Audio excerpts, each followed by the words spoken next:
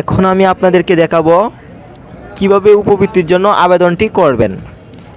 পেজটিতে একটি লিঙ্ক দেখতে পাচ্ছেন, তো এই লিঙ্কটি আমার ভিডিও ডিসক্রিপশনে দিয়ে দিব। আপনারা সরাসরি প্রবেশ করেও কিন্তু আবেদনটি করে নিতে পারবেন। তো আমি লিঙ্কটি সার্চ করছি। লিঙ্কটি সার্চ করার পর যে পেজটি দেখতে পাচ্ছেন, এটি হচ্ছে আবেদনের অফিসিয়াল যে ওয়েবসাইটটি রয়েছে সেই জায়গায় আমি অবস্থান করছি। তো আপনারা যদি আসতে চান, আমি আগেই বলেছি লিঙ্ক ভিডিও ডিসক্রিপশনে পাবেন। আপনারা এই আবেদনটি চাইলে মোবাইল দিয়েও করতে পারবেন। তারপর যেটা করতে হবে, স্ক্রল ডাউন করে একটু নিচে নামতে হবে। নিচে নামার পর দেখবেন আবেদন করুন অপশনটি, তো এখানে ক্লিক করে দিবেন। তো এখানে ক্লিক করার পর আরেকটি পেজ দেখতে পাচ্ছেন, পেজটিতে রয়েছে লগ ইন, আপনার অ্যাকাউন্ট লগ ইন করুন।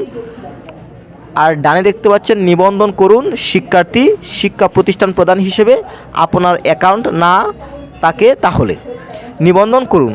আপনার যদি অ্যাকাউন্ট থাকে তাহলে আপনি চাইলে ইমেল এবং পাসওয়ার্ড দিয়ে কিন্তু প্রবেশ করতে পারবেন, মানে লগ ইন করতে পারবেন।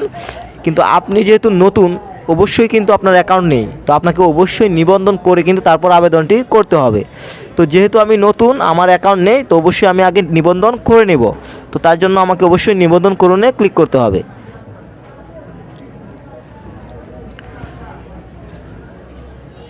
নিবন্ধন করুনে ক্লিক করার পর একটি ফর্ম দেখতে পাচ্ছেন, ফর্মটিতে রয়েছে ব্যবহারকারী নিবন্ধন তথ্য ছক।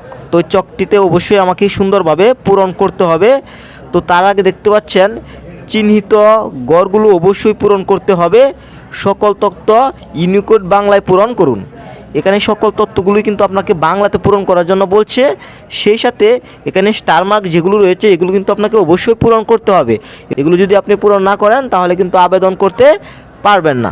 তো কিভাবে পূরণ করতে হবে দেখেন, ব্যবহারকারীর ধরন শিক্ষার্থী দিবেন, নাম, তো এখানে আপনার নামটি বাংলায় লিখে দিবেন, অভিভাবকের নাম, আপনার বাবার নামটি লিখে দিবেন, দেন জন্ম নিবন্ধন নম্বর, আপনার যে জন্ম নিবন্ধন নম্বরটি রয়েছে সেই জন্ম নম্বরটি এখানে দিয়ে দিবেন। দেন দেখতে পাচ্ছেন জন্ম তারিখ, এখানে জন্ম তারিখটি দিয়ে দিবেন। দেন জেন্ডার, আপনি পুরুষ হয়ে থাকলে পুরুষ সিলেক্ট করবেন, নারী হয়ে থাকলে নারী সিলেক্ট করবেন। দেন তারপর দেখতে পাচ্ছেন স্থায়ী ঠিকানা, বিভাগ, এখানে আপনার বিভাগটি দিয়ে দিবেন, জেলা, জেলাটি দিয়ে দিবেন, পৌরসভা, কর্পোরেশন, উপজেলা এটি দিয়ে দিবেন, সিটি কর্পোরেশন এটি দিয়ে দিবেন। এরপর দেখতে পাচ্ছেন উপজেলা, তো এটি দিয়ে দিবেন। ইউনিয়ন, ওয়ার্ড, যেখানেই থাকেন আপনি ইউনিয়নে থাকলে ইউনিয়নটা দিয়ে দিবেন, ওয়ার্ড যদি হয়ে থাকেন তাহলে ওয়ার্ডটি দিয়ে দিবেন। দেন তারপর দেখতে পাচ্ছেন যোগাযোগের তথ্য, মোস্ট ইম্পর্ট্যান্ট, মোবাইল নম্বর সবসময় সচল রাখতে হবে।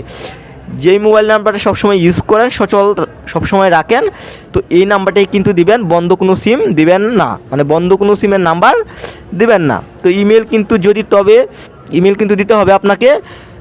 এখানে একটি আপনাকে উদাহরণ হিসেবে দেওয়া হয়েছে, এটি মুছে আপনাকে নিজের একটি ইমেল দিতে হবে। দেন মোবাইল নাম্বার অবশ্যই দিতে হবে। তো মোবাইল নাম্বারটি আপনি আগেই বলেছি সচল নাম্বারটি দিয়ে দিবেন। দেন পাসওয়ার্ড সর্বনিম্ন 8 সংখ্যার হতে হবে। 8 সংখ্যার নিচে দিলে কিন্তু পাসওয়ার্ড নেবে না, কমপক্ষে কিন্তু 8 সংখ্যার পাসওয়ার্ডটি দিয়ে দিবেন। দেন পাসওয়ার্ডটি আপনার সঠিক হয়েছে কি না সেটা নিশ্চিত করার জন্য নিচেও কিন্তু সেম একই পাসওয়ার্ডটি দিয়ে দিবেন। দেন দেওয়ার পর যেটা করতে হবে, এখানে দেখতে পাচ্ছেন তো I am not a robot, তো এখানে আপনি টিকমার্ক দিয়ে দিবেন। টিকমার্ক দিয়ে এখানে এইভাবে টিকমার্ক দিয়ে দিবেন। দেওয়ার পর যেটা করতে হবে, নিবন্ধন, এখানে দেখতে পাচ্ছেন ডানে নিবন্ধন করুন, এখানে ক্লিক করে দিবেন।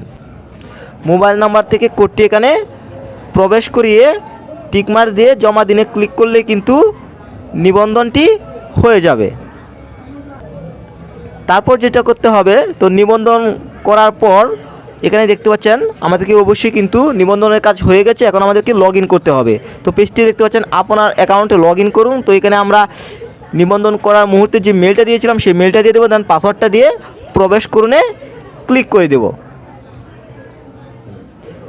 প্রবেশ করুনে ক্লিক করার পর এরকম একটি ডেস্কটপ দেখতে পাবেন। তো এই ডেস্কটপ থেকে কিন্তু আমাদেরকে কি করতে হবে, আবেদনটি করতে হবে। তার জন্য উপরে দেখতে পাচ্ছেন ড্যাশবোর্ডের সাথে রয়েছে আবেদন করুন, তো আবেদন করুনে আমরা ক্লিক করে দেব।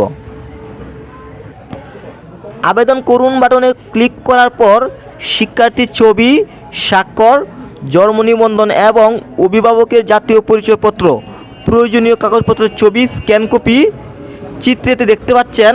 তো এখানে প্রয়োজনীয় কাগজপত্র ছবি স্ক্যানিং এখানে আমরা কি করব, আপলোড করে দেব। আপলোড করে দেন সংরক্ষণ করুনে ক্লিক করে দেব। তো চিত্র 5 দেখতে পাচ্ছেন প্রয়োজনীয় কাগজপত্র আপলোড, তো দেন আমরা সংরক্ষণে ক্লিক করে দিব।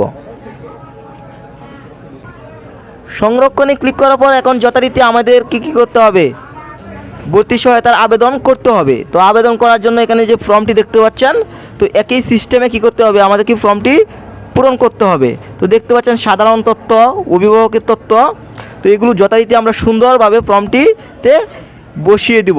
তো একটা কথা বলে রাখি, স্টারমার্ক, লাল স্টারমার্ক যেগুলো রয়েছে এগুলো কিন্তু অবশ্যই পূরণ করতে হবে। তো এগুলো পূরণ করা হয়ে গেলে আমরা কি করব, সংরক্ষণে ক্লিক করে দিব। সঠিকভাবে দেখে সংরক্ষণে আমরা ক্লিক করে দিব। সংরক্ষণে ক্লিক করার পর তারপর আরেকটি পেজ দেখবেন, এরকম একটি ফর্মের পেজ থাকবে, এটা প্রিভিউ পেজ থাকবে। তো এখান থেকে চাইলে আপনার ভুল ত্রুটি হলে আপনি চাইলে এডিট করে নিতে পারবেন। আর যদি সব কিছু ঠিকঠাক থাকে দেন আপনি কী করবেন, সাবমিটে ক্লিক করে দিবেন। তারপর সর্বশেষ পেজটি দেখতে পাচ্ছেন, প্রদর্শিত চিত্রের প্রদর্শিত স্থানে শিক্ষা প্রতিষ্ঠান কর্তৃক প্রদানকৃত প্রত্যয়ন অথবা সুপারিশের কপি আপলোড করে সংরক্ষণ বাটনে ক্লিক করুন। দেন সর্বশেষ স্টেপটা হচ্ছে প্রত্যয়ন সুপারিশ আপলোড। এখানে আমরা প্রত্যয়নপত্রটি বা সুপারিশপত্রটি আমরা কী করব, এখানে আপলোড করে দিব। দেন আপলোড করে কিন্তু আমরা সংরক্ষণে ক্লিক করে দিব। সংরক্ষণে ক্লিক করার পর আরেকটি প্রিভিউ পেজ দেখতে পাবেন। এখানে টোটাল বিষয়টাই আমি যা পূরণ করেছি সেই পেজটি আপনারা দেখতে পাচ্ছেন। এরকম একটি ফরম্যাট থাকবে, এরকম একটি ডিজাইন থাকবে। তো এখান থেকে কিন্তু আমরা চাইলে কিন্তু আর ব্যাকে ফিরতে পারবো না। দেন সব কিছু ঠিকঠাক থাকলে আমরা কি করব, যদি সব কিছু ঠিকঠাক থাকে এখানে দেখতে পাচ্ছেন পিডিএফ ডাউনলোড করুন। তো এখানে আমরা ক্লিক করে দিব। এখানে ক্লিক করলেই কিন্তু আমাদের আবেদনটি হয়ে যাবে। আশা করি বুঝতে পেরেছেন। সবাই ভালো থাকবেন। আল্লাহ হাফেজ।